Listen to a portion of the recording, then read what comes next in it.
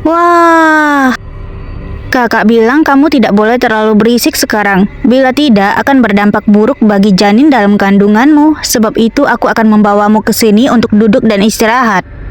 Baik, terima kasih. Kamu sungguh baik. Wajahku ini apakah membawa masalah bagi kalian? Tidak, maaf. Barusan aku tidak sopan. Hanya saja karena kamu terlalu mirip. Tapi setelah bertemu denganmu, aku tahu aku salah. Aku benar-benar berterima kasih atas kemunculanmu. Kepergian kakak Nuo-Nuo benar-benar membawa pukulan untuk setiap orang. Tapi melihatmu hidup dengan sehat, aku memiliki ilusi kalau kakak Nuo-Nuo masih hidup. Kehadiranku dapat menghiburmu. Benar-benar tidak sia-sia aku mempunyai wajah ini. Nyonya muda Yin sangat luar biasa, dapat bersembunyi dan bersantai di sini dengan Nona Mo. Nyonya muda Yin sangat beruntung dapat menikah dengan pria sebaik Xiao Yin. Tidak tahu membuat iri berapa banyak orang. Tampaknya suamiku yang murahan ini benar-benar menarik banyak saingan untukku. Yang Nona Zhao katakan salah. Seharusnya Xiao Yin yang beruntung. Setelah mencari selama 28 tahun, akhirnya Tuhan membuka matanya dan dia bisa menikah dengan Sisi. Meskipun Nona Mo ingin menyanjung tinggi Nyonya muda Yin, juga tidak perlu bicara seperti itu tentang Xiao Yin kan?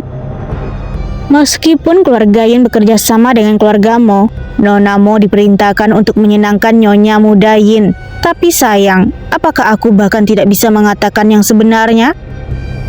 Kamu? Sebenarnya Xiao Yin yang menggunakan Nyonya muda Yin atau Nyonya muda Yin yang menggunakan Xiao Yin? Bukankah jelas-jelas sudah terlihat oleh orang? Tidak masalah, biarkan mereka bicara. Jika punya kemampuan, biarkan mereka juga jadi Nyonya muda Yin. Aku tidak masalah memberikan tempatku selama mereka ada kemampuan itu. Yang kamu katakan benar. Jika punya kemampuan, maka kejarlah Xiao Yin. Kalian mengepung seorang ibu hamil di sini, benar-benar kehilangan status kalian sebagai bangsawan. Perkataanmu barusan sangat hebat. Terima kasih sudah membantuku bicara. Meskipun kamu sebagai tuan rumah memiliki kewajiban untuk menjaga para tamu dengan baik, tapi orang-orang itu dan aku adalah tamu keluargamu. Tapi kamu menargetkan mereka demi melindungiku. Aku sudah menerima kebaikanmu. Sisi, tidak perlu sungkan. Kamu tahu bagaimana harus membereskannya kan? Baik, CEO. Kenapa kamu kemari? Aku tidak melihatmu, jadi rindu padamu. Menggodaku lagi? Sialan. Karena Xiao Yin sudah datang, maka aku akhirnya bisa menyerahkan tugas. Xiao Yin, melihat bagaimana aku dengan baik menjaga istrimu, berilah lebih banyak keuntungan pada kerjasama ini. Tentu saja, aku akan mempertimbangkannya. Keuntungan kecil itu tidak sebanding dengan keselamatan istriku. Bagaimana bisa begini? Apa yang kamu katakan sangat bagus. Kedepannya harus seperti ini. Istri Yin Shichen tidak bisa diprovokasi oleh orang-orang rendahan. Kedepannya, jika bertemu masalah seperti ini, biarkan mereka langsung datang padaku. Biarkan mereka mencari masalah denganku. Itu lebih baik daripada mencari masalah denganmu. Rupanya dia tahu kalau tidak mudah menjadi istri CEO yang kupungut ini. Tampaknya kamu dan Xiao Yin saling mencintai. Saling mencintai kah? Lebih bisa dibilang. Orang ini tidak bisa ditebak. Zixuan, aku sedikit lelah. Apakah boleh mencarikan tempat untukku istirahat sebentar? Oh, tentu saja boleh. Bila tidak, pergilah ke kamarku untuk istirahat. Keluargamu benar-benar kaya raya. Di kota N ini dapat memiliki villa yang begitu besar. Beberapa waktu yang lalu ketika aku mendengar ada seorang misterius yang membeli villa ini, itu benar-benar menimbulkan sensasi. Tidak sangka kalau suatu hari aku juga akan muncul di sini. Kakak sejak awal sudah berencana datang ke kota N untuk berkembang, jadi dia membuat persiapan lebih awal. Kamarku cukup bersih. Jika kamu membutuhkan sesuatu, minta orang untuk mencariku. Baik, kamu pergilah, sibuk dulu.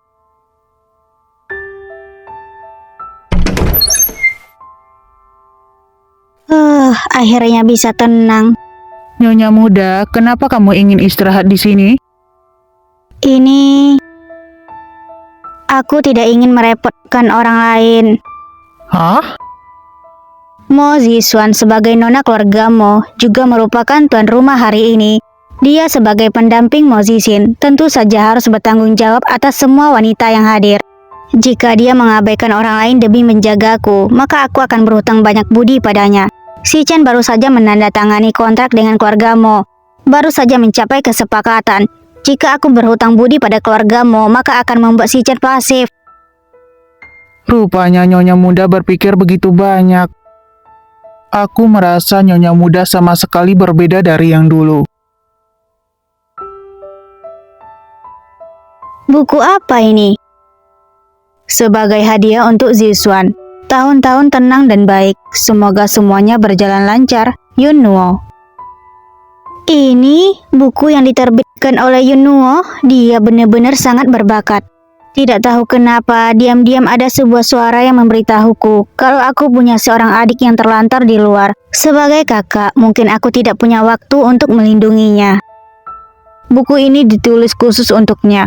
Aku harap suatu hari nanti dia dapat membaca buku ini dan dapat tahu kalau kakaknya sebenarnya sangat merindukannya. Kenapa ada perasaan yang tidak bisa dijelaskan? Zixuan, dasar anak ini, bukankah aku sudah bilang padamu kalau hari ini? Hah? Apa yang terjadi? Nyonya, kamu kenapa? Apakah tidak enak badan? Aku benar-benar minta maaf. Aku hanya sedikit merasa lelah, jadi aku minta pada Zixuan untuk dapat istirahat di sini sebentar. Apa yang terjadi? Nyonya?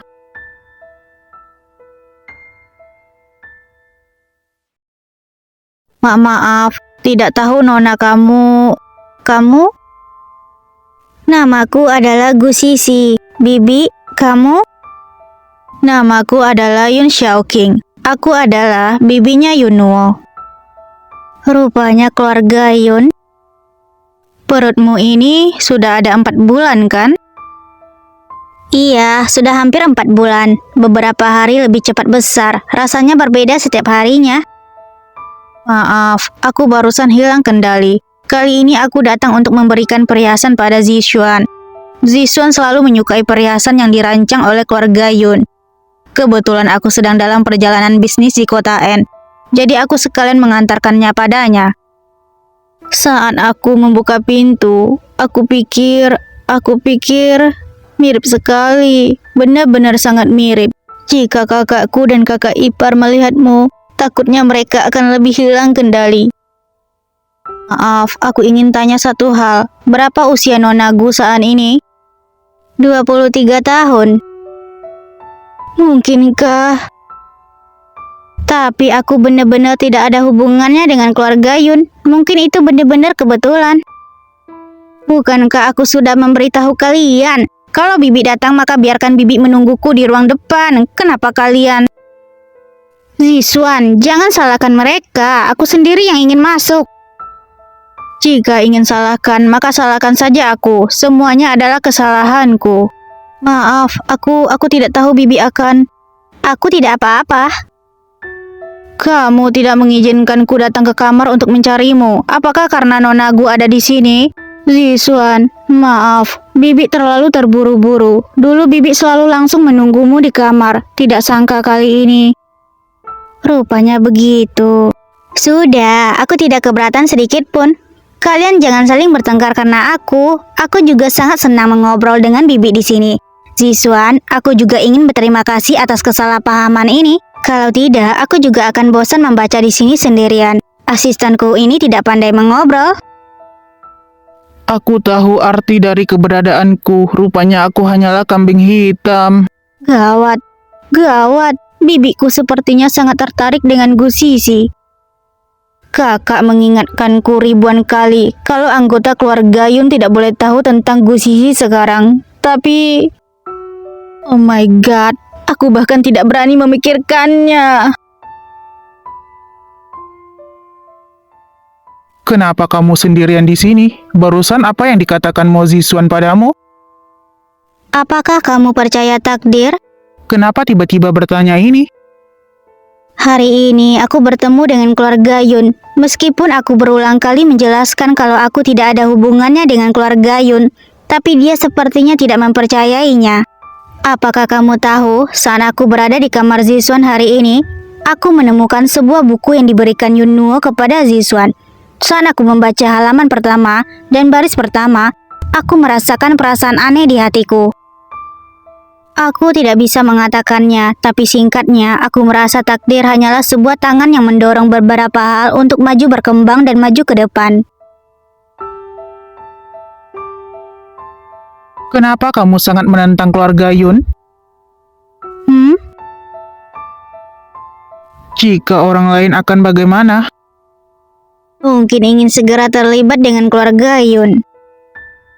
Terutama orang-orang dengan status rendah ketika mereka bertemu dengan keluarga Yun yang telah diwariskan selama ratusan tahun. Mereka tidak akan pernah melewatkan kesempatan ini untuk menjilat keluarga Yun. Meskipun bisnis keluarga Yun sekarang sudah menyusut dan menyusut di kota kecil. Tapi seekor unta yang kelaparan lebih besar dari seekor kuda. Tidak akan ada seorang pun yang meremehkan sedikit pendukung. Lalu, kenapa kamu ingin bersembunyi? Jika aku memberitahu Yin Xichan kalau aku bersembunyi dari semua orang di kelas atas karena ingin lebih merasa lega saat pergi ke depannya, mungkin dia akan marah lagi kan? Aku tiba-tiba percaya pada takdir, hahaha. Gu Sisi, kamu jangan pikir aku tidak tahu apa yang kamu pikirkan.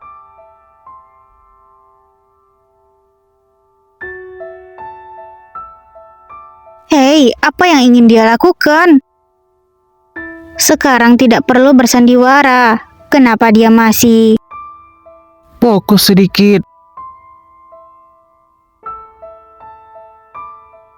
Gu Sisi, tanpa persetujuanku, kamu jangan pikir bisa kabur. Kalau tidak percaya, kamu boleh mencobanya. Lihat, apakah kamu bisa lari dari genggamanku? Yin Xichan, dasar kamu raja iblis terlalu licik.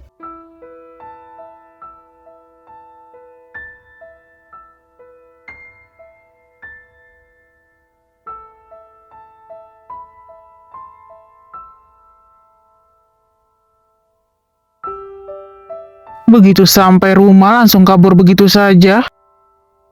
Kemari dan papa aku. Hah? Ingin lembur? Hah? Cepat sedikit. Apakah kamu ingin membuatku marah? Baik, CEO. CEO, hati-hati sedikit. Yin Xichan kenapa?